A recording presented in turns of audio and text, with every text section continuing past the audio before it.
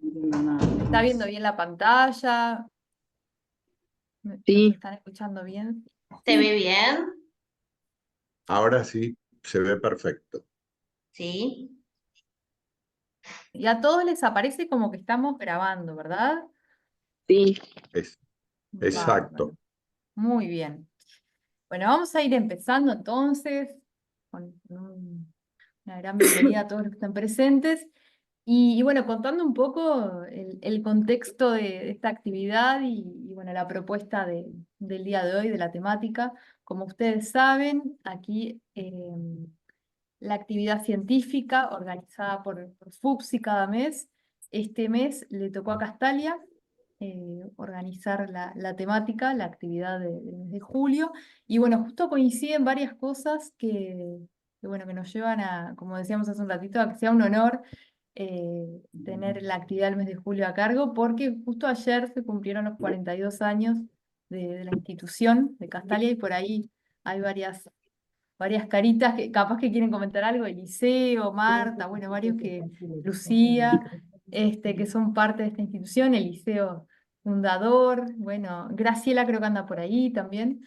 Así que es realmente un gusto bueno, que hayamos podido coincidir la actividad del mes con el aniversario de Castalia, que casi, por un día, que estamos ahí celebrando toda esta semana, ya 42 años de la institución. Y bueno, por otra parte también la temática que nos concierne, nos invita en este mes, tiene que ver también que mañana, 17 de julio, celebramos el Día Nacional para la Prevención del Suicidio, y por eso no es casualidad bueno, que este sea el tema de la actividad científica de FUPSI del mes de julio. Un poquito como a modo introductorio, como ustedes ya saben, FUPSI es la Federación Uruguaya de Psicoterapia que nuclea a diferentes instituciones, diferentes líneas terapéuticas, en donde, bueno, podemos compartir diferentes conocimientos, saberes y también mucho en común entre las diferentes personas que componen a las instituciones y a las líneas que forman parte de FUPSI. Y cada mes nos convoca una actividad, ¿sí?, a la que diferentes instituciones se encargan de organizar mes a mes. Y bueno, luego tenemos también a fin de año una de cierre de cada año donde tenemos la oportunidad de una propuesta bastante integrativa. Y bueno, entonces le damos la bienvenida por un lado desde FUPSI y por otra parte puntualmente desde Castalia le damos un saludo especial y vamos a presentar ahora a nuestra invitada del día de hoy, especialista en la temática que vamos a estar trabajando en esta jornada, que es la licenciada en psicología Daniela Bassi. Y la actividad del día de hoy que nos va a presentar Daniela, como ustedes pueden ver ahí, lleva por nombre Problemática del suicidio en Uruguay e intervenciones en distintos niveles, ¿sí? Como lo pueden ver acá y como lo recibieron también en todas las vías de comunicación a través de las cuales se han inscrito ustedes. Y bueno, esta actividad se propone realizar un recorrido de las acciones dirigidas a abordar la problemática del suicidio en nuestro país en diferentes niveles, con énfasis en los recursos disponibles para la prevención, la intervención y la posvención, así como la actualización de las líneas de acción desarrolladas hasta el momento. En este sentido, se convoca el diálogo y la reflexión entre quienes intervenimos como profesionales de la salud mental acerca de las tensiones y desafíos que nos presenta esta problemática. ¿Sí? La actividad, entonces, brevemente detallada en lo que acabamos de compartir, y ahora Daniela ya nos va a introducir de lleno en todos los datos tan interesantes que tiene para compartirnos. Y antes de eso, vamos a presentarla a la licenciada en Psicología, Daniela Bassi, licenciada por la Universidad de la República. Está formada en intervención en crisis, especializada en psicoterapia psicoanalítica focalizada y violencia de género. Formación permanente en el área de salud mental, prevención de suicidio y telesalud. Desde el año 2016 hasta la actualidad, Daniela se encuentra trabajando en diferentes dispositivos vinculados directa e indirectamente a la prevención del suicidio, la intervención y la posvención. Bien, ella ahora nos va a compartir un poquito más sobre todo esto, pero bueno, ya con esta introducción suena que vamos a tener una actividad de lujo súper interesante en el día de hoy. Y bueno, los invitamos a todos a que puedan aprovechar al máximo este espacio. Y si Eliseo o alguien de Castalia quiere comentar algo antes de ya arrancar de lleno con Daniela, es ahora. Es ahora para, Hable es ahora o ahora para, calle para siempre. exacto, bueno, está bien. Es muy difícil decir algo acerca de una institución que tiene 42 años. Ayer hablábamos con un grupo de colegas precisamente cómo se había originado la institución y había sido plena época de fines de la dictadura de los años de 80, un grupo de estudios que se proponía conocer, indagar, explorar alternativas al abordaje de los trastornos severos y persistentes, ¿no? En aquel entonces, básicamente, eh, desde el punto de vista psicopatológico, eran cosas que tenían que ver con la psicosis, los trastornos fronterizos.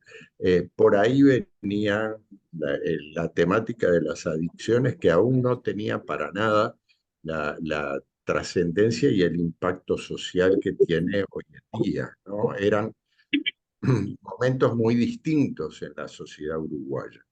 Y bueno, por ahí un grupo de instituciones que eran afines a nosotros, que estaban trabajando la misma temática, las convocamos y empezamos a intercambiar acerca de las experiencias que cada uno tenía en sus lugares de trabajo en ese entonces.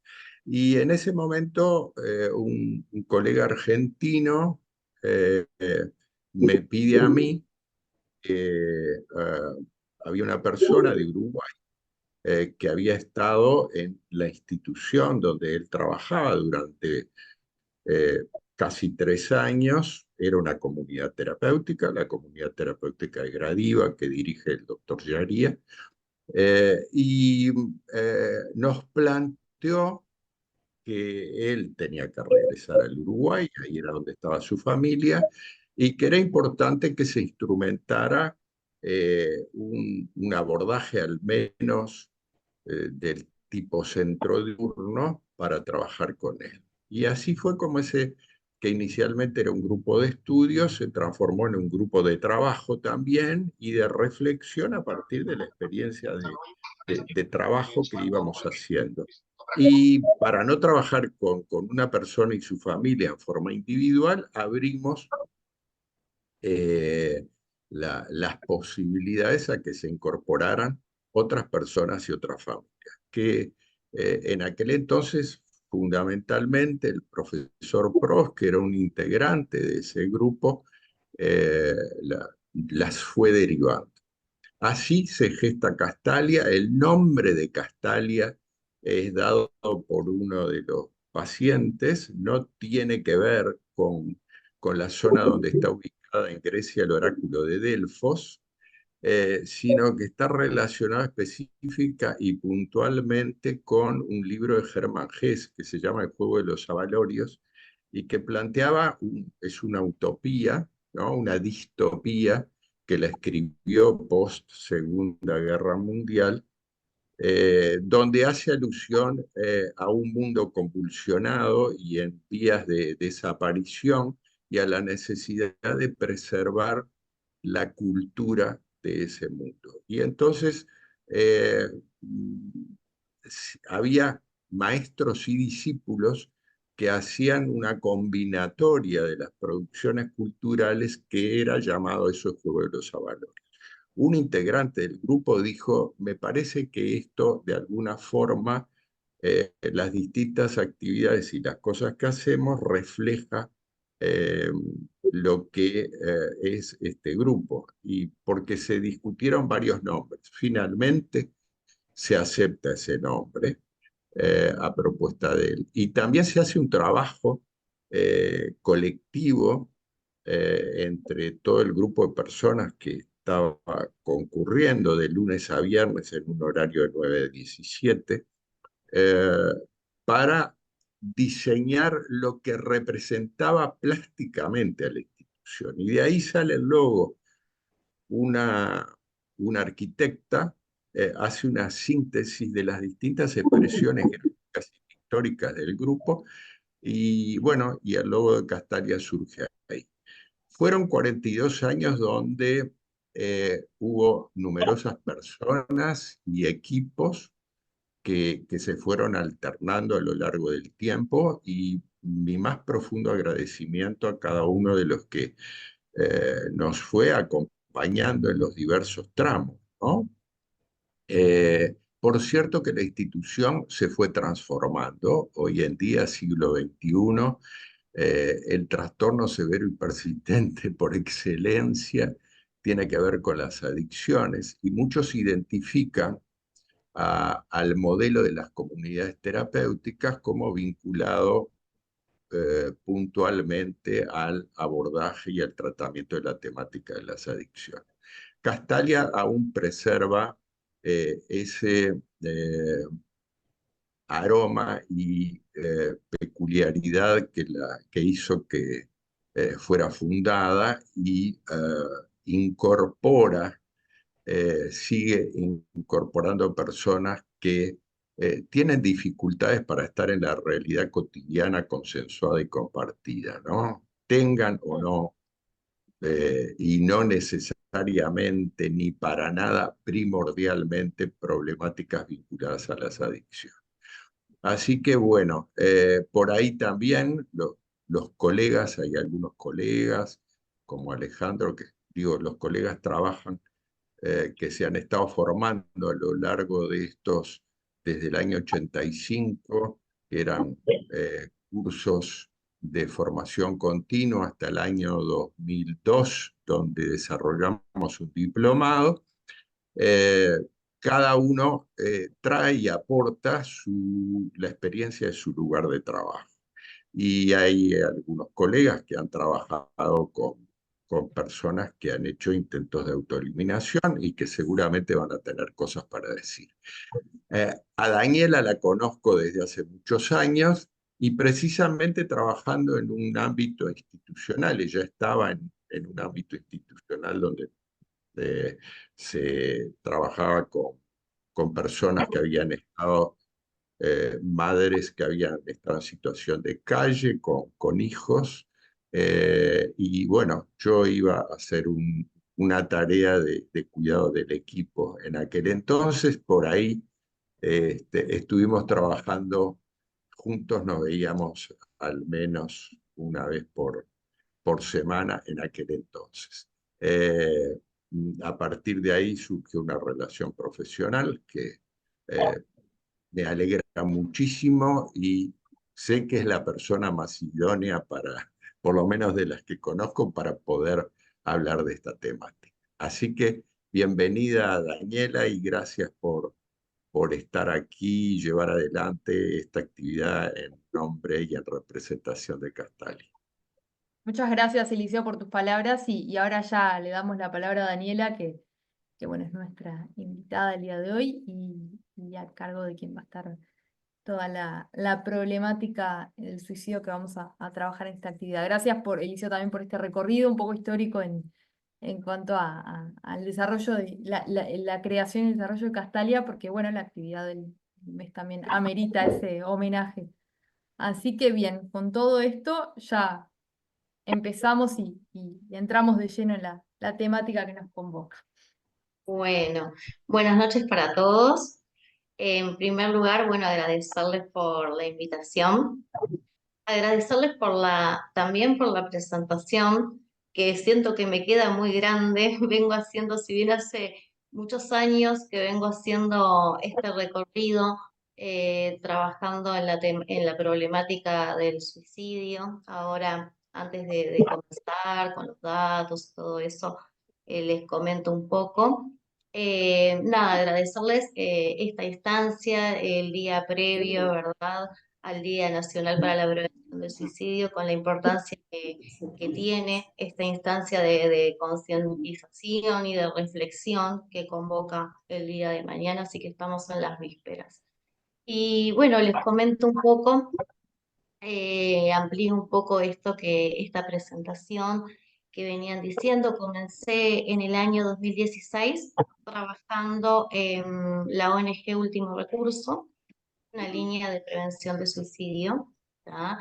En esa línea, además de la atención telefónica, se realizaba el seguimiento de los usuarios que habían realizado intentos de autoeliminación.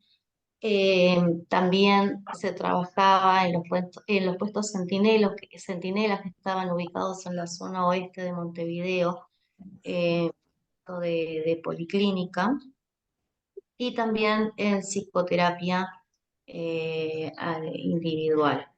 Ahí fueron mis comienzos de aproximación con esta temática. Eh, Otra de las cosas que pensaba cuando en el contexto en el que estamos, ¿no? De la federación, la importancia que tiene la formación en prevención del suicidio, ¿tá? Para los que trabajamos y para profesionales que no trabajan directamente, ¿verdad? Con esta temática, es la importancia de formación para todos. Porque buscando, ¿verdad?, formarse, había muy pocas opciones, y también vi que el año pasado empezaron a surgir como más propuestas de formación que son totalmente necesarias. Así que bueno, eso también quería aprovechar para mencionar en este contexto, y agradezco la invitación. Luego de Último Recurso, pasé a trabajar en la línea de prevención de suicidio de ACE. Estuve hasta el año pasado, y a partir del año pasado hasta la actualidad me encuentro trabajando en la línea de apoyo emocional.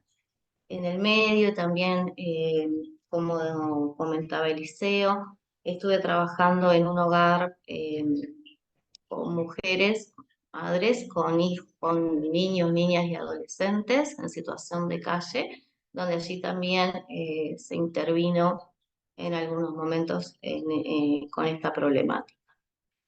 Bueno, vamos a dar paso a lo que tiene que ver esta actividad. Vamos a comenzar.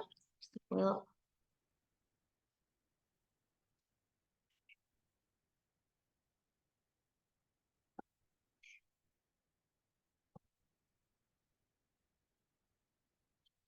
Bien. La Organización Mundial de la... lo que está bueno también, que a medida que quieran ir intercambiando, yo voy a hacer foco en esta experiencia de trabajo en atención directa, ¿verdad? Desde la línea. ¿tá? Primero vamos a pasar por unas definiciones y unos datos. Todavía al momento de finalizar la presentación no estaban los datos oficiales, son los datos preliminares del 2023, así que bueno, vamos a ir viendo un poquito esos datos. Para la Organización Mundial de la Salud, el suicidio es un problema grave de salud pública. La prevención del suicidio constituye una prioridad, requiriendo del desarrollo y fortalecimiento de estrategias multisectoriales basadas en la evidencia. La meta 3.4 de los Objetivos de Desarrollo Sostenible de las Naciones Unidas apunta a reducir la tasa de mortalidad por suicidio en 1/3 para el 2030. Los datos de suicidio para las Américas dan cuenta de más de 93.000 muertes por suicidio entre los años 2015 y 2019, estimando que los intentos de suicidio pueden multiplicar esa cifra por 20. Se define como un fenómeno multicausal que implica el acto de matarse a sí mismo. En él intervienen diversos factores que van desde lo político, económico y ambiental, hasta lo biológico, psicológico y sociocultural. La Organización Mundial de la Salud va a definir a la conducta suicida como toda acción producida con el propósito explícito o implícito de quitarse la vida, incluyendo también cualquier intención, ideación o pensamiento que pudiere finalizar en dicha acción, aun cuando no hubiere ninguna expresión manifiesta. Hace referencia a una serie de comportamientos relacionados con ideas, gestos, intentos y acto consumo.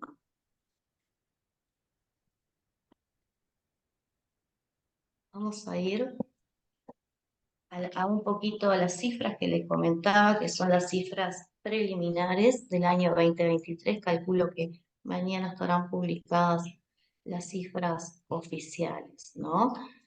Se evidencia una tendencia a la suba de la tasa de suicidios en Uruguay desde el 2010 hasta la actualidad. Vemos que en la pandemia se dispara la tasa de suicidio. Hay un aumento que llegó al 21,6, que continuó en el 2022 llegando a un 23,2 muertes por suicidio cada 100.000 habitantes. Esto da un total de 823 fallecimientos por año.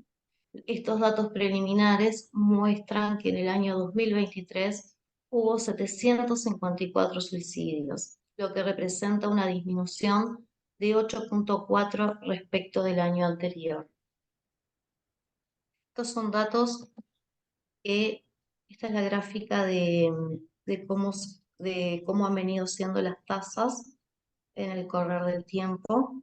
Vemos que acá se dispara en el 2022 y ahora hay un descenso.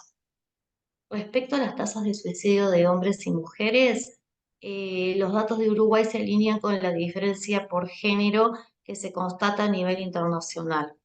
En el 2022 el porcentaje de defunciones por suicidio según sexo fue de 22,1 en mujeres y 77,9 en hombres. También vamos a ver en estos datos preliminares que en el año 2023 los hombres representan el 75% del total, mientras que las mujeres el 25%. Y se está marcando un descenso de la tasa de suicidio en hombres y un aumento en la tasa de suicidios en mujeres, que esto es algo que aparece nuevo. Respecto a la distribución según edad, la tasa de suicidio más alta se encuentra en las personas de entre 75 a 79 años, con un valor de 38,3 cada 100.000 habitantes, seguido de la franja de 25 a 29 años, con una tasa de 34,4. El departamento con la tasa más alta del 2023 fue Rocha, con 37,6, seguido de La Valleja con 36 y Paysandú con 35,7. El año 22, los departamentos con menor cantidad de suicidios fueron Florida, Canelones, Rivera y Montevideo cuenta con una tasa del 18,4. Estos son los datos del 2022, faltan los del 2023. Bueno, vamos a hablar un poco, a ver si los puedo ver porque yo veo en la pantalla. Arriba podés poner, Daniela, vista Sí, de galería, ¿viste? O cambiás, no sé si tenés ahí, solamente tu pantalla la que ves. sí, por eso, ahí, Pones de galería y ves todo. Ahí va. ahí. Bueno, como les decía, vamos a hablar un poquito de este pasaje por diferentes líneas de prevención de suicidio. ¿Tá? Y, a ver, en principio, estas líneas las características finales que tienen es que es un recurso para la atención primaria en la salud. ¿Tá? La llamada, esto implica que, a ver, quien llama a veces es la primera instancia que tiene de acercamiento, ¿tá?, a una atención en salud mental. ¿Tá? Luego de esta instancia se puede dar que sea derivado acceder a una atención más integral. La llamada telefónica tiene la ventaja de que permite, de que es rápido de hacer y es de fácil acceso. Las líneas funcionan las 24 horas, los 365 días del año y son gratuitas. ¿Ah? También, por otra parte, permiten monitorear el estado de la salud mental de la población para poder desarrollar intervenciones que sean efectivas en base a lo que está sucediendo a las personas. Bueno, ¿qué sucede en una llamada? ¿Ah? ¿Cuál es el proceso que se da en una llamada? Bueno, comienza con la escucha. ¿Ah? Hay que identificar qué es lo que demanda la persona, identificar las conductas de riesgo, los factores de riesgo, los factores protectores, determinar el nivel de riesgo para luego después poder actuar en base a ese nivel de riesgo. ¿Ah? Esto es todo lo que tenemos que hacer cuando recepcionamos una llamada en una situación de ideación suicida, de un riesgo alto de suicidio. ¿Ah? Aparte de esto, es fundamental el registro en la historia clínica, que es de carácter confidencial, y bueno, y cerrar la intervención. Vamos a ir deteniéndonos en cada uno de estos puntos. ¿Ah? Y lo que quieran ir preguntando, para hacerlo más dinámico, no hay problema. Bueno, lo primero, ¿qué sucede cuando ingresa una llamada, ¿no? Bueno, lo primero es que ante ese número que aparece ahí, sabemos que hay que actuar, ¿no? Y eso muchas veces nos genera incertidumbre de lo desconocido que trae cada llamada. No sabemos nunca con qué nos vamos a encontrar. Eso puede generar temor a la responsabilidad que implica. ¿Ah? También puede generar dudas, ¿no? En cuanto a perdón, en cuanto a si podemos dar respuesta, ¿verdad? Si vamos a estar a la altura de lo que está demandando la persona que llama. También podemos sentir dificultad por afrontar llamadas de usuarios que utilizan la línea, ¿verdad?, con otros fines, ¿verdad?, como insultar, un fin sexual, ¿verdad?, o agredir. También nos puede generar angustia, ¿no? El hecho de no poder dar respuesta a situaciones de vulnerabilidad extrema. Estas son cosas que suelen suceder en los equipos de trabajo, ¿tá? Cuando estamos frente a recibir una llamada. Lo único que sabemos es que quien está llamando está pidiendo ayuda, ¿tá? Y en base a eso vamos a tener que escuchar. Perdón, Daniela, un Sí, comentario a lo anterior que me parece muy interesante porque tú destacaste una cantidad de posiciones, sentimientos, emociones, vivencias que puede tener el profesional que levanta el tubo y que se pone a escuchar a alguien que genuinamente trae una situación de angustia extrema que lo llevó a pensar en la eventualidad de quitarse la vida. Eh, me parece muy importante porque, a ver, esto de podré yo encontrar la alternativa, la angustia que me provoca lo que escucho del otro. eh, eh, ya empiezo a fantasear una eventual intervención posible. Eso me genera a mí una determinada ansiedad, cómo la manejo, etcétera, etcétera. Creo que, a ver, es como que tú estás hablando también de que cuando vos decías de la formación, creo que el que está trabajando del lado de la línea de escucha telefónica tiene que tener como elaborados aquellos aspectos vinculados a la angustia que nos provoca una situación extrema como la que viene a plantear alguien en esta coyuntura, ¿no? Que te pueda hablar de que sí, de por qué tiene ganas de matarse, y que eso toque aspectos o puntos que hacen a nuestras vulnerabilidades específicas, ¿no? Propias. No sé, por ahí se me ocurría sí. algo como para señalar. Ujú. Sí, y a ver, y además de lo que tú decís, también destaco lo fundamental que es el trabajo en duplas, ¿tá? Este es un trabajo para hacerlo con un otro, ¿tá? Y al igual que las supervisiones, ¿tá? Los espacios, ¿verdad? De cohesión, de pensar situaciones, de tener el espacio, ¿verdad? Para poder hablar lo que genera cada situación, también para desnaturalizar, porque esto es algo que es diario, ¿no? Y por muchas horas. Entonces digo, llega un momento que también se naturalizan cosas que no está bueno naturalizar. ¿Ah? Entonces digo, todo esto sí implica un trabajo, ¿no? De cada uno de los profesionales que trabajamos al interior nuestro, ¿no? Y con el equipo. Bueno, estábamos acá, de que lo único que sabemos es esto, ¿no? De que quien llama pide ayuda, ¿está? Sí, también hay de esos que llaman a molestar y todo, pero bueno, el foco ahora es esto en la intervención, ¿verdad? De quien está llamando. ¿Cómo tiene que ser esa escucha? Bueno, esa escucha tiene que ser empática, ¿tá? Tiene que ser tranquila, respetuosa, calma, confiable. El otro tiene que sentir que lo estamos escuchando, que estamos ahí. Hay una distancia, ¿tá? No podemos ver al otro, quizás ni siquiera sepamos dónde está.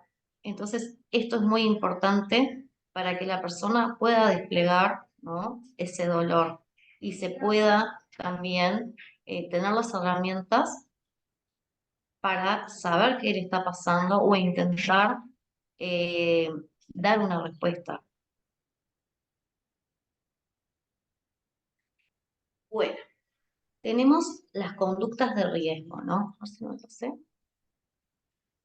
Dentro de las conductas de riesgo tenemos los cambios de conducta, la depresión, la irritabilidad, el mal humor, las ideas de suicidio, la preocupación por la muerte, la impulsividad, el aislamiento, cuando los adolescentes empiezan, ¿verdad?, con una baja en el rendimiento, eh, las automutilaciones, las fugas, ¿qué más? Los cambios en los hábitos, ¿no? Son algunas de las conductas de riesgo que es importante indagar y poder detectar. ¿Ah?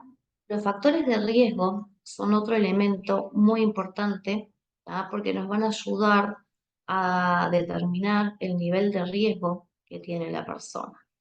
¿Ah? Y también saber cómo actuar en base a ese nivel de riesgo.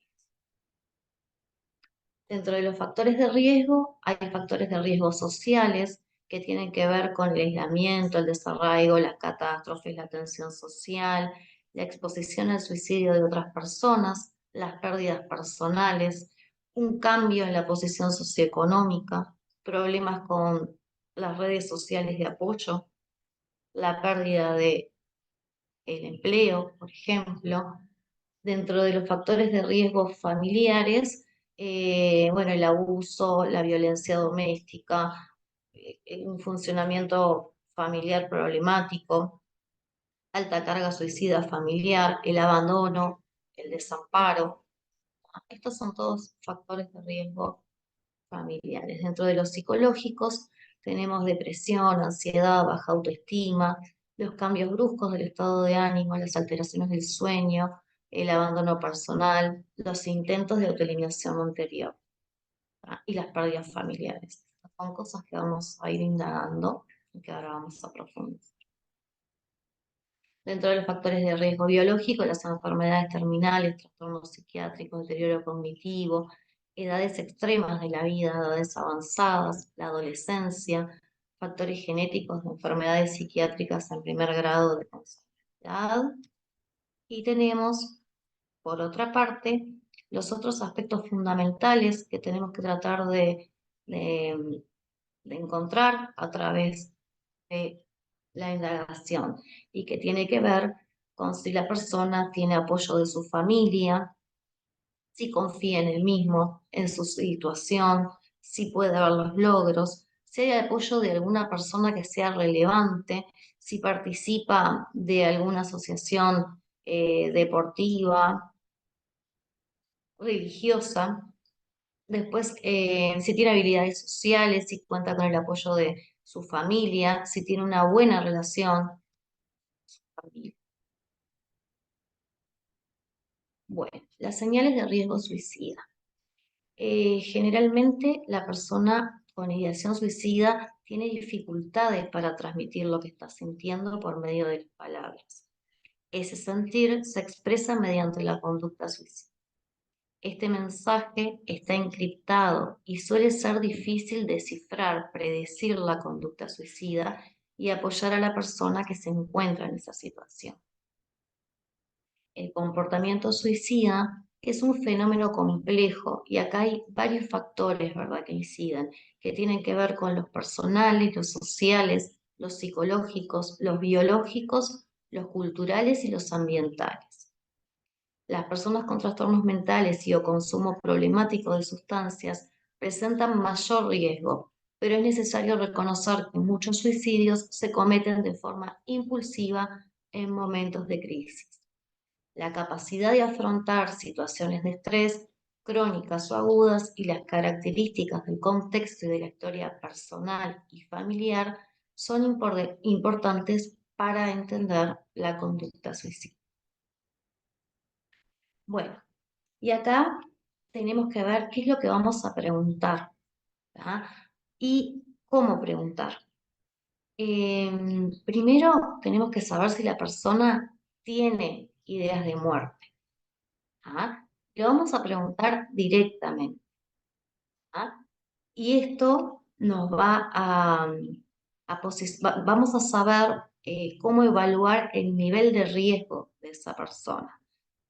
Y evaluando el nivel de riesgo vamos a saber cómo actuar con esa persona para poderla ayudar. Las preguntas se hacen directas y concretas. ¿Has pensado en quitarte la vida? Sin miedo. Generalmente hay como miedo a preguntarlo tan directo, así crudo, y lo que siente la persona generalmente es alivio cuando se le pregunta así. Y además de que es fundamental explorarlo, la persona generalmente se le ayuda un montón cuando se le pregunta así directamente. El método, ¿has pensado cómo? Bien, concreto.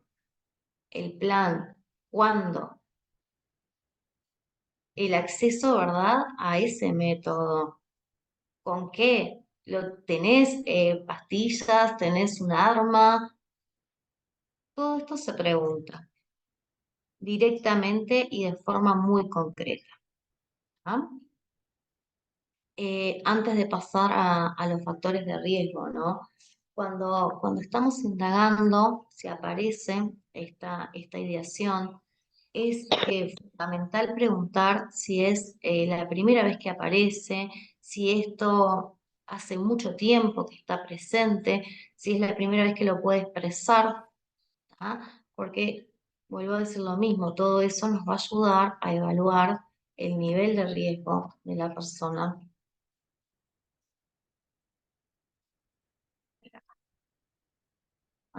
Vamos a ver. Esto, ahí. Vamos a ver que en el nivel de riesgo alto, estamos hablando de un intento de suicidio potencialmente letal, cuando hay una ideación que es persistente, con una firme intención y ensayo. En estos casos, la intervención tiene que ver, ¿verdad?, con derivar para que la persona sea atendida y que no corra riesgo su vida. Ahora vamos a hablar un poco más de eso. En cuanto al riesgo, tenemos que ver los factores de riesgo y los protectores. Acá nos encontramos con los niveles de riesgo alto cuando hay muy pocos factores protectores y muchos factores de riesgo presentes, ¿no? En el nivel de riesgo bajo nos encontramos con pensamientos de muerte, pero que no hay un plan, ¿tá? O una intención o un comportamiento junto con esa idea, ¿tá? Y tenemos también que hay factores protectores presentes, ¿tá? Y algunos factores de riesgo. El moderado, no sé si lo dije, hay ideación suicida con plan, pero no ha realizado intento o no tiene comportamiento, ¿tá? También acá estamos ante la presencia de factores de riesgo varios y pocos factores protectores. Bueno, vamos a ver, sigo moviendo la barra, así puedo verlos.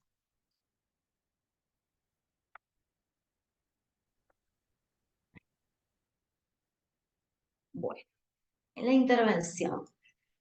La intervención consta de, hay como 4 acciones, ¿verdad? Como principales.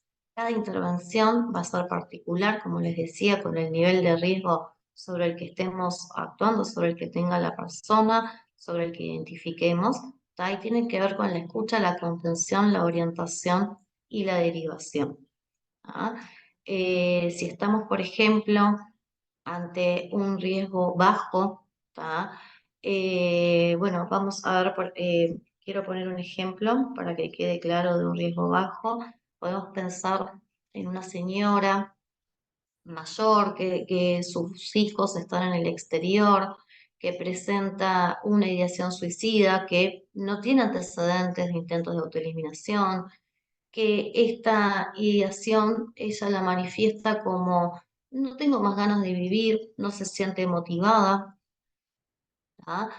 Entonces ahí es importante, bueno, escuchar, indagar. Indagamos y vemos que no tiene antecedentes, indagamos y vemos que eh, tiene una familia que está lejos, ¿tá? Pero que la quiere, que tiene una red de vecinos en los que ella eh, puede confiar, tiene conversaciones cotidianamente, pero bueno, está ese, y como factor de riesgo, podemos pensar algún dolor crónico, ¿tá? Que tenga la señora, ¿tá? Entonces, bueno, con todos esos elementos, cada intervención es particular, cada llamada, ¿tá? Requiere de elaborar un plan diferente para cada situación, ¿tá? Un plan de intervención diferente.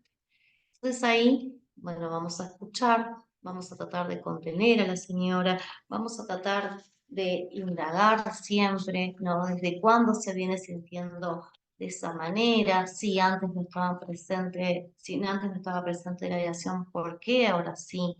Vamos a tratar de ver cómo ha salido ella de situaciones, ¿verdad? Donde sintió lo mismo en otros momentos, cómo lo pudo gestionar en otros momentos de su vida. ¿Tá? Vamos a ver en lo práctico, tratar de que pueda pensar cómo alivianar, ¿verdad? Cosas que le generan malestar en el diario vivir. Vamos a reforzar esas cosas que son factores protectores, ¿tá? Para poderla orientar, ¿tá? La intervención en el riesgo alto es muy diferente al riesgo bajo. En el riesgo alto, más que escucha, hay acción, hay que actuar, ¿tá? Si se comunica una persona que o consumió muchas pastillas o se cortó, ahí no hay mucho margen, ¿verdad? De tratar de poder dialogar o algo. Ahí hay que actuar, ¿tá? Porque esa persona corre un riesgo de vida. Entonces ahí vamos a derivar esa intervención, ¿tá? Ya sea con la emergencia de su prestador de salud, ya sea con el 911. Generalmente se trabaja mucho con el 911, que en estas situaciones de riesgo de vida. y que, bueno, derivan, ¿verdad?, para esa primera atención en puerta de emergencia. ¿Ah? Las llamadas de riesgo moderado son las más complejas a veces de intervenir porque, como dijimos, ¿no? Hay una idea y hay un potencial peligro, ¿tá?, que hay que desarticular y hay que generar una acción más para que la persona, ¿verdad?, no llegue a realizar ese intento. ¿Ah? No sé si quieren comentar algo hasta acá, algún ejemplo de algo, no sé si va quedando claro.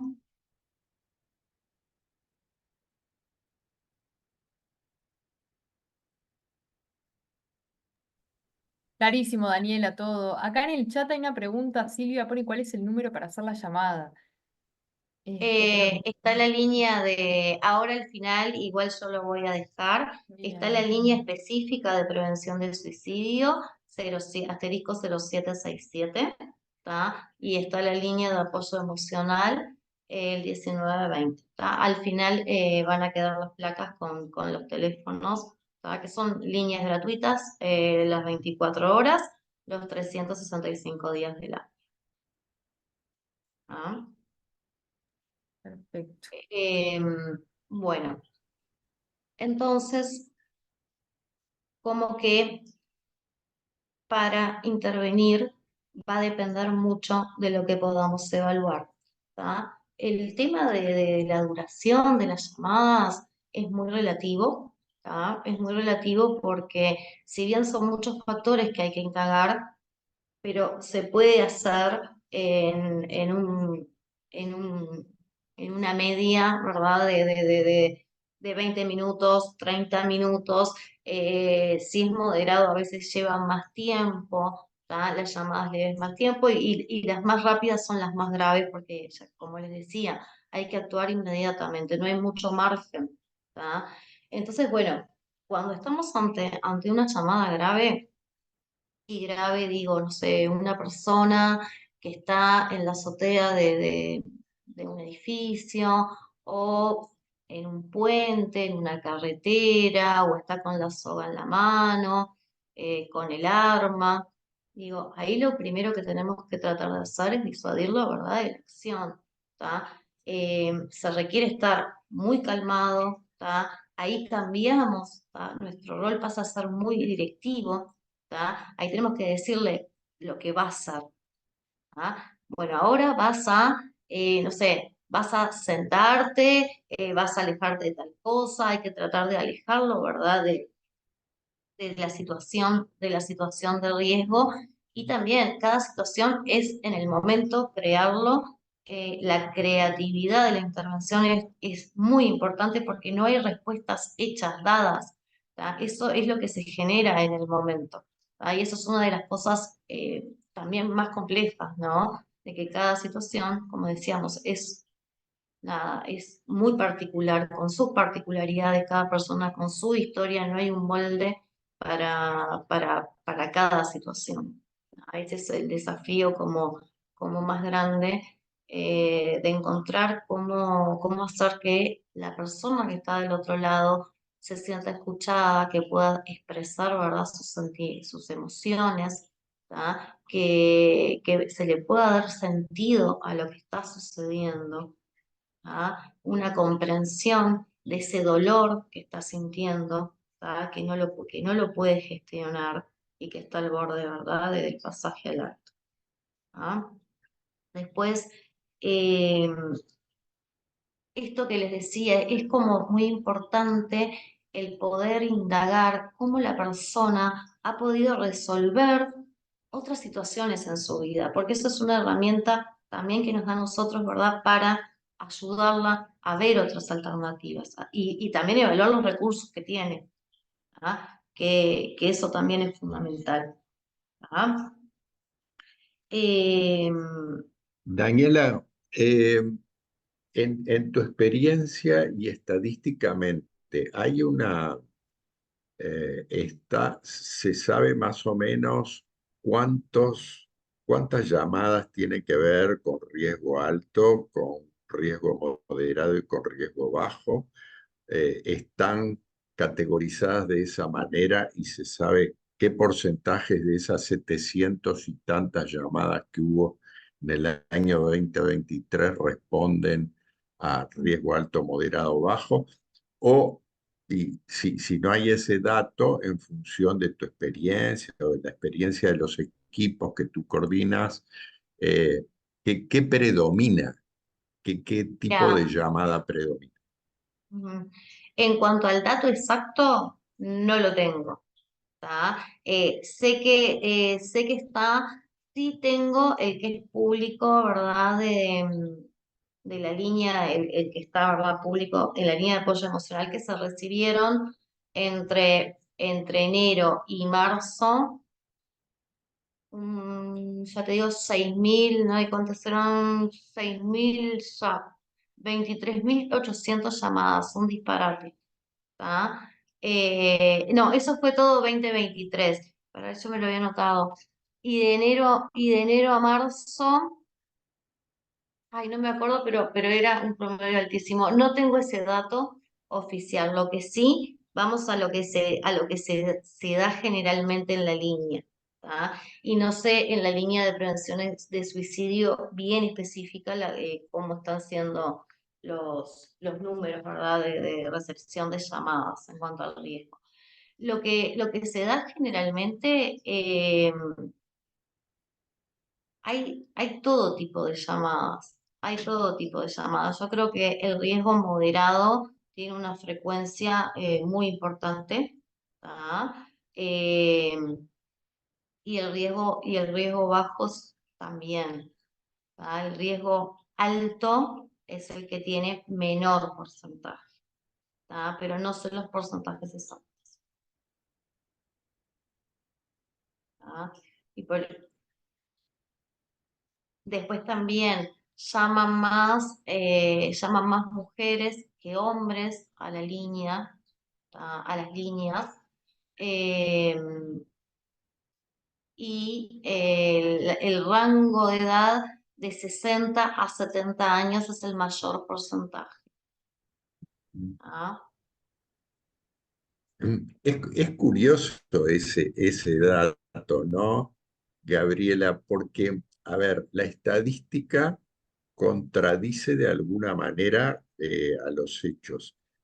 Llaman más mujeres, pero las mujeres, tú nos dijiste que son las que hacen menos intentos. La relación es 25 a 75, si bien nos mencionaste que va creciendo y que eso ha sido como un llamado de atención, una alerta. Pero creo que tal vez eso tenga que ver con que, eh, a ver, por la diferencia de género, ¿no? Porque el número de suicidios consumados es mayor en los hombres y los hombres parece que socializan menos su dificultad, no llaman para pedir ayuda. En cambio, las mujeres, que son un 25% de esa cantidad, sí son las que más llaman, nos está diciendo. Me parece como una cosa interesante y a reflexionar, ¿no? Sí. Y es tal cual, o sea, y también cuando llama un hombre, eh, que tiene ideación suicida, ahí es alarma, ¿no? Y ahí vas evaluando los factores de riesgo y sí, obviamente hay un riesgo mayor, ¿no? Los motivos también por los que llaman hombres y mujeres es como muy amplio, ¿no? Desde rupturas amorosas, pérdidas, ¿verdad? De algún familiar, la situación laboral, el tema de los adolescentes, el tema eh, de su grupo de conflictos, ¿verdad? Con grupo de pares, el tema de conflicto con los padres. Después saber qué más, mucho sentimiento de soledad, ¿tá? De adultos mayores. ¿Ah? Después saber qué otro tipo de situaciones. Bueno, las separaciones, eh, también siempre están como, los hombres llaman mucho, ¿verdad? Por separación, por temas de separación de pareja, ¿tá? Y situaciones laborales. Ahí como que eso es algo que se caracterizan por esos dos motivos, ¿verdad? De la demanda de las llamadas. Y bueno, como les decía, digo, se reciben, eh, Tú planteaste además como dos segmentos etarios que son en aquellos donde ocurre más el intento o el suicidio consumado. Uno, el de los adultos mayores de 75 y más, y otro de los 25 a los 30 por ahí.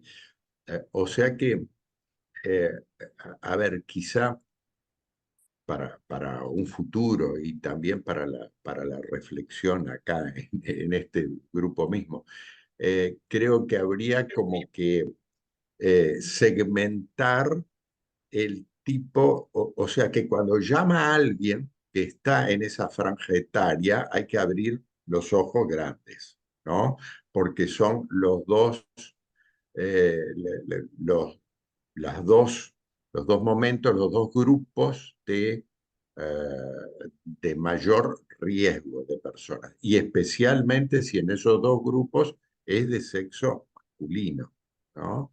Y creo que seguramente si vos debes de tener una experiencia más, uno a veces pues afina en términos de la clínica, pero seguramente es diferente el factor de riesgo y el que impulsa a consumar el suicidio o a intentarlo entre 75 y más que el de los que están alrededor de los 25 años, que fuese otro grupo donde vos señalaste que había como luces rojas, ¿no?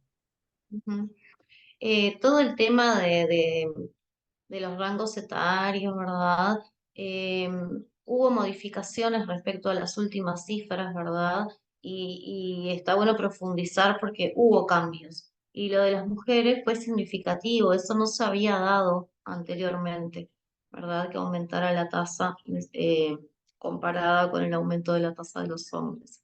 Pero digo, estos son datos que, bueno, a partir de que estén los datos oficiales, creo que es importante como indagar a ver qué está sucediendo por esos lados. Creo que también esta temática está toda abierta a indagar, ¿verdad? Hay de investigar, ¿tá? De conocer, como dijimos hoy, este es una problemática, ¿verdad? Que es multifactorial, ¿tá? Y que también necesita respuestas desde varios lugares. Y es necesaria la investigación para nada, seguir trabajando en lo que tiene que ver con la prevención y que sigan disminuyendo las cifras, ¿verdad? De suicidios. Pero bueno, mañana estarán las tablas para poder ver, ¿verdad? Esas diferencias respecto al año anterior y también la pandemia fue un mojón importante porque se dispararon significativamente, se disparó la cifra y por eso son todos elementos a seguir evaluando constantemente para dar respuesta, ¿no? A este tema. Bueno, no me acuerdo mucho por dónde había quedado. Eh, no sé si quieren hacer alguna pregunta, algo. Seguimos. Seguimos adelante, Daniela. Y Sí. bueno. Bueno, de esto va quedando claro más o menos qué indagar, los aspectos que hay que tener en cuenta, cómo son las intervenciones que se realizan dependiendo de la situación. ¿Sí? Bueno. Bueno, vamos a hablar un poquito de la posvención, ¿no? Quiero comentar algo, aprovecho antes de entrar a la posvención, que tuvimos un desajuste entre lo que fue, cómo fue programada la presentación, ¿tá? Inicialmente era una propuesta y después quedó otra propuesta diferente que la ajusté y no tal como tú lo presentaste, María José. Pero bueno, voy a ir siguiendo esta línea y vamos viendo Bien, de forma como más espontánea que el enfoque que había dado inicialmente no fue el que quedó. Entonces lo preparé como más puntual a bien, esto. bien. ¿Está? Vamos. Bárbaro. Bueno, la posvención. La posvención eh, bueno, tiene que ver con ayudar a los sobrevivientes a retomar el control de la situación, ¿tá? Y eso tiene que ver y tiene que hacerse con mucho respeto, ¿no? Cuando se interviene en posvención, es importante presentarse, comentarles el procedimiento que se va a llevar a cabo. Fundamental tener un ámbito de privacidad, evitar que otras personas se acerquen. Esto se puede dar cuando se da en alguna... Paso esto de vuelta para arriba. Momento.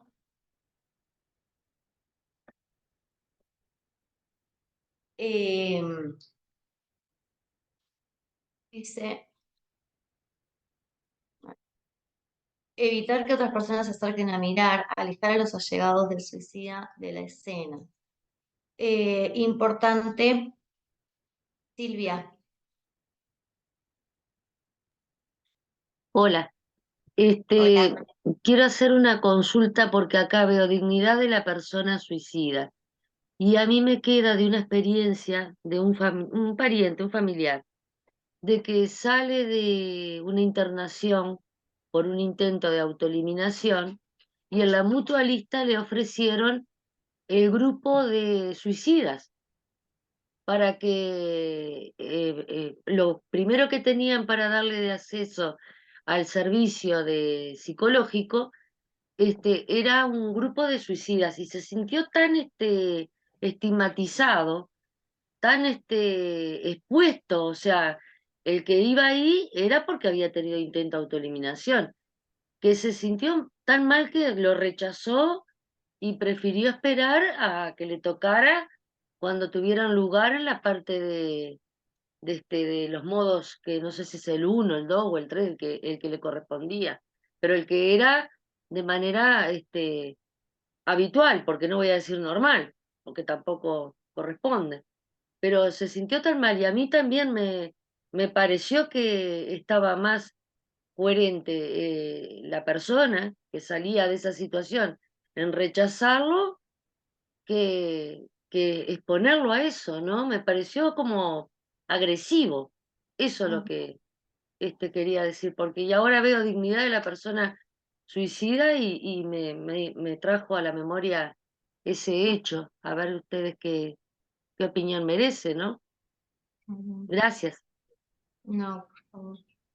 ¿Cómo es? Creo que el tema del dispositivo, ¿verdad? Tenía que ver con esto que estamos hablando, ¿no? Con un grupo de familiares. Ahora vamos a ver más adelante, ¿tá? Esto hace referencia a la dignidad de la persona que se quitó la vida, ¿verdad?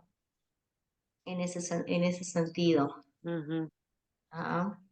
Em, bueno, también si hay niños, ¿verdad? Alrededor de la escena, eh, tratar de sacarlos de ese lugar. El trato indiferente o insensible con el cuerpo por parte de los equipos de intervención es especialmente traumatizante y lleva a la prolongación del duelo en los allegados. ¿Ah? Eh, Ahora hablamos un poquito más, Silvia, porque es esto que trajiste a colación en el contexto de la convención. ¿Ah? Bueno.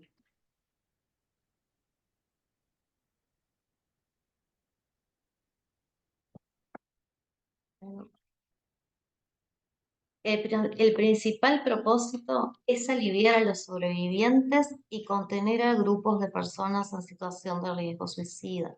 Eso no fue lo que le pasó a la persona que tú estás comentando. El sobreviviente es aquella persona que sufre la pérdida de alguna persona por suicidio. Constituye el grupo de mayor riesgo y vulnerabilidad. ¿Ah?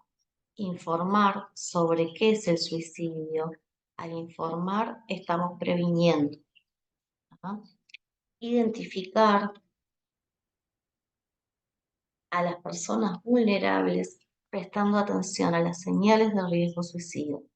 Buscar y habilitar la puesta en palabras de los sentimientos, la aflicción, la pérdida, la culpa, el enojo y la estigmatización.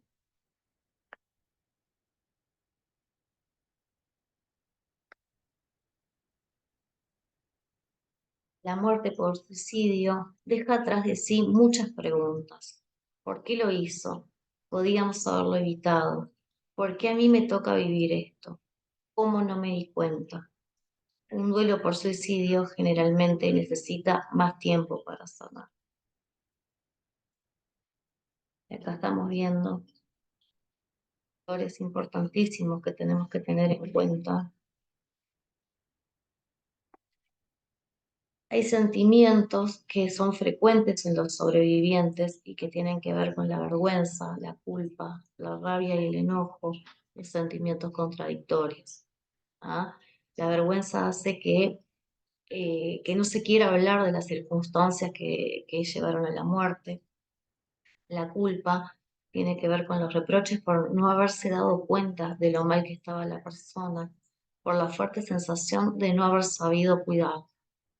La rabia, el enojo hacia la persona que te abandonó. ¿Cómo pudiste hacerme eso? ¿No?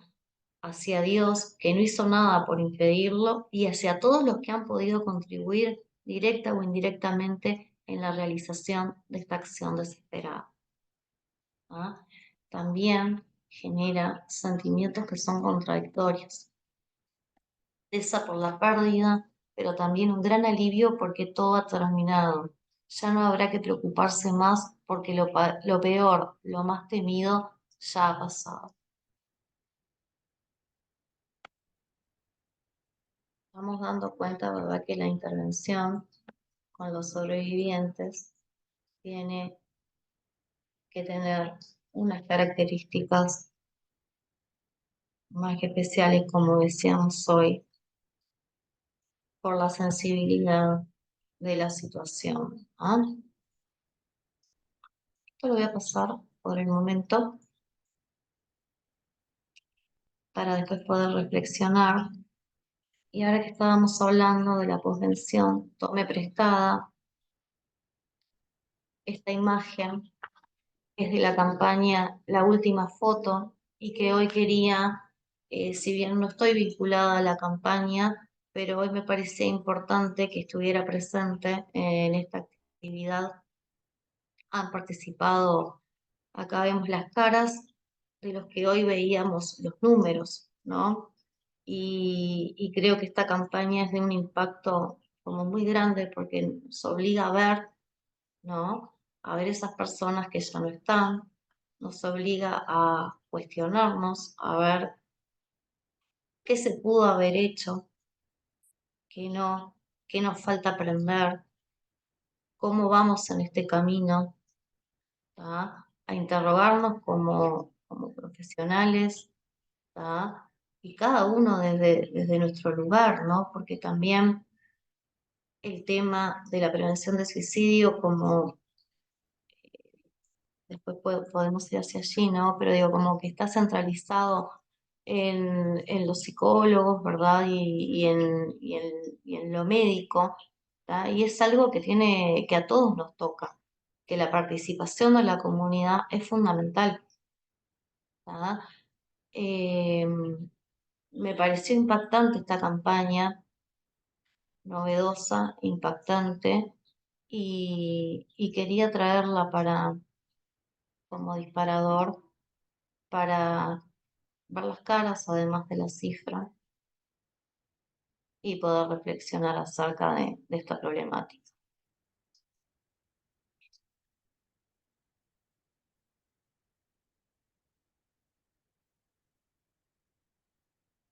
Abrimos comentarios, alguna reflexión.